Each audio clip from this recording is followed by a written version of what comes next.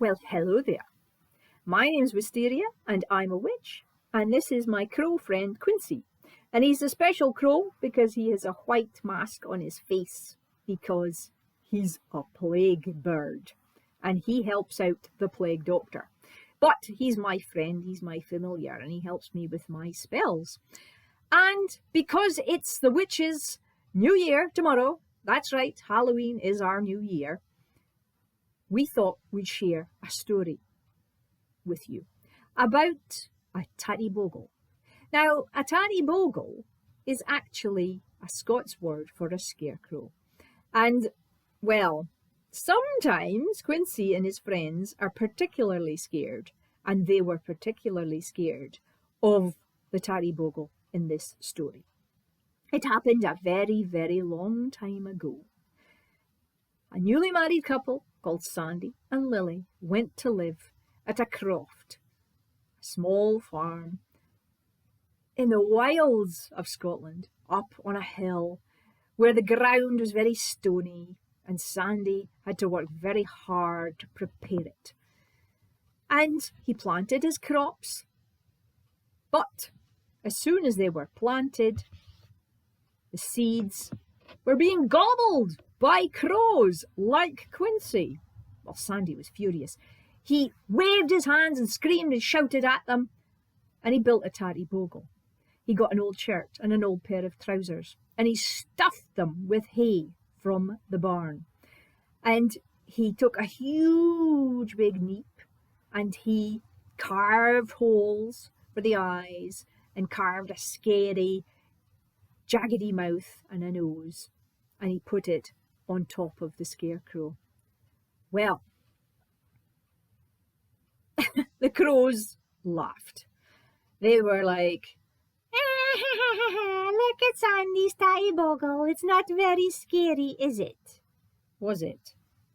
No, it wasn't. So, the laird who Sandy and Lily rented from, he was a very, very clever man. So Sandy went to see him, and he said, "Sir, I am having terrible trouble with the crows eating my crops. What am I going to do? Can you help me? I know you're a very clever man, and I just wondered if you had any ideas." Well, the laird was very clever. He'd studied at a university very far away, and it said that he actually studied the black arts. The black arts are, of course, witchcraft and devilry. So the laird said, "Yes, Sandy, of course I can help you. I want you to make money so you can pay me my rent. You must collect a dead owl. I saw it at the bottom of my oak tree just outside the house. It's been dead just a day or so, so its feathers will still be fresh. I want you to take that owl and pull out its eyes and put its eyes in the eye holes of your Tattie Bogle. And I want you to pull off his wing feathers and put them for the hands, feathery fingers, and feathery feet as well for your Tattie Bogle. And then at midnight, you are to walk round your Tattie Bogle 3 times against the sun. That's what we witches call widdershins. And you must say this particular spell. Very strange spell, but this was what Sandy recited 3 times as he walked against the clock, widdershins round the Tattie Bogle after he'd put in its new eyes and its feathery feet and feathery fingers. A tinker, a tailor, a soldier, a sailor, a lily, a limmer, a leaf. And he said this 3 times. Nothing happened until the next day, when he noticed that the crows were not so impressed with this new Tattie Bogle. No, they weren't. You were scared, were you?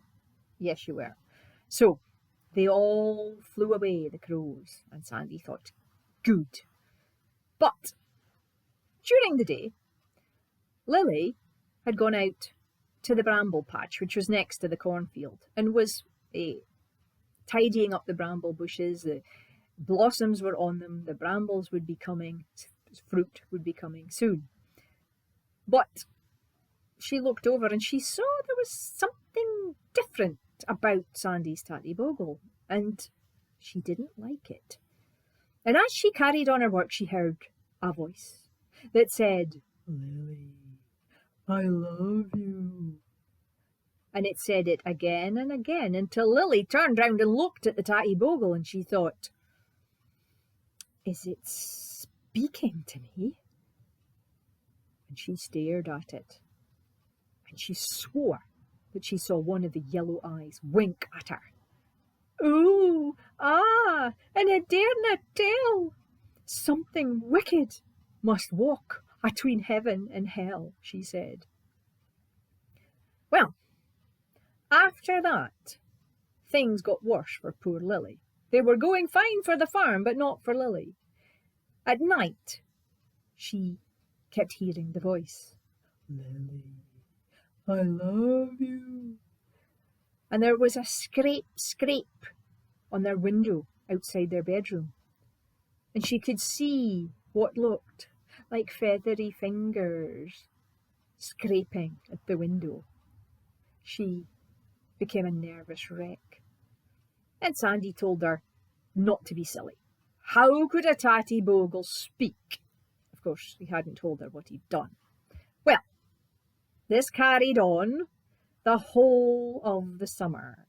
And by harvest time, Lily, she was scared to death of the Tattie Bogle. She would not go anywhere near the cornfield.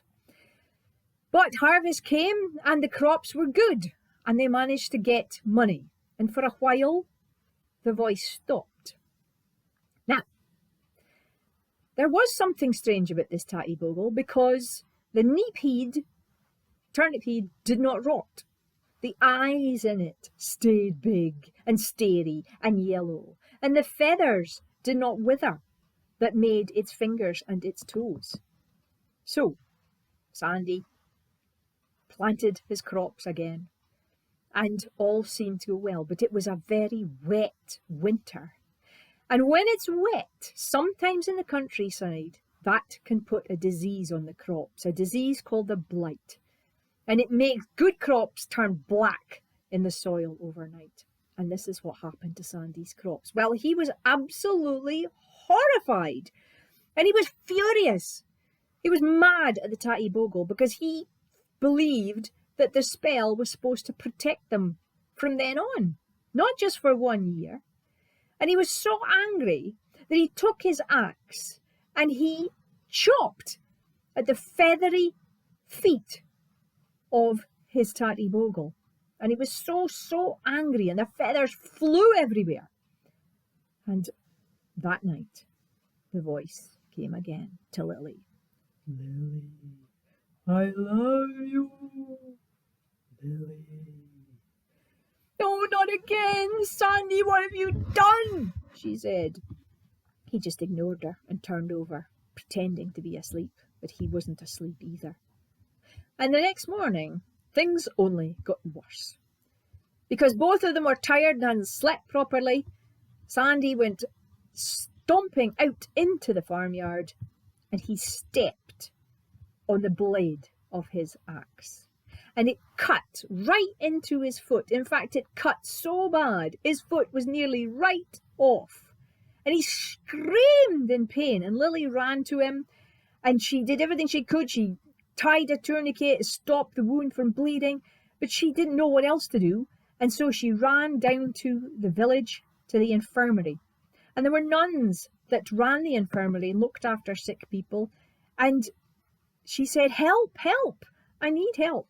So the nuns came and they made sure the wound was clean and that Sandy could rest. But a farmer who's got a damaged foot is no good for work. And so Lily would have to go and do the farm work herself that day. Well, of course, that meant going up to the field and digging out all the blackened crops. Lily did not want to go up to the field, but she knew she absolutely had to because poor Sandy was injured and it would take weeks for his foot to heal. So there she was. There was a Tattie Bogle. the more she haked up the dead crops, the more she heard the voice. Lily, I love you. Oh, shut up, she said. Oh, and a darn tell, something wicked definitely walks between heaven and hell. But she got her job done, and she came back to the house. And Sandy was just in a very, very bad mood. In fact, he was in a strange mood. And she didn't know what was going to happen next. But she said, Sandy, what did you do? That Tattie Bogle, I think there's something wrong with it. And look, you've had an accident as well. And then the blight, they say things come in threes. What's going to happen next? But he wouldn't tell her. He wouldn't tell her. He said, it's nothing. I don't know. It's an accident. Well, he got it into his head that the Tattie Bogle was the source of all their problems. And at night, when Lily, he thought, was asleep, he hobbled up to the field with his axe. And he looked at the Tattie Bogle and he said, I've had enough of you and your black magic. And he took the axe and he swung it. And it knocked the Neep head off the pole that held the Tattie Bogle together. And the Neep head landed in the field. And the yellow eyes stared at Sandy. And he stared at them. And they seemed to glow in the dark, like the owl had come back to life. Sandy, what have you done? And when he heard his voice, he lost his wits. He went completely mad. He screamed and hobbled and crawled. He crawled back to the farmhouse. And Lily heard all the noise and she came out and she saw him. And he was babbling, speaking about laird, devil, black art. And she just went, she knew the only thing she'd do was run back to the infirmary and ask the nuns for help. Well, nuns are good at dealing with devilish things. And so they came and they took Sandy away. They said, we'll look after him, we'll pray for him, and we'll get this madness healed. You stay in the house and we'll send somebody to help you whenever we can. Well, Lily was in tears. Poor Sandy. First this and now he'd lost his wits. Was she ever going to see her husband healthy again? Well, she tried to sleep, but she couldn't. She kept hearing the voice. Lily, Lily, I love you. Oh, shut up, she said. And she couldn't help it. Dark or not, she ran right up to the field. And there was a Tattie Bogle's head at the bottom of the Tattie Bogle body. And she picked it up in her hands and she said, what can I do to make you go away and Sandy to be better again? Give me a kiss, the Tattie Bogle head said. What? Really? Yes. And you'll go away? Yes. Lily took the Tattie Bogle's neepy mouth to her face, and oh, it smelt of rotten vegetables. But she did it. She pursed her lips and she kissed it. Oh, it tasted so disgusting and horrible, she let the thing drop and she ran back to the farmhouse. But the rest of the night was quiet, and Lily fell asleep.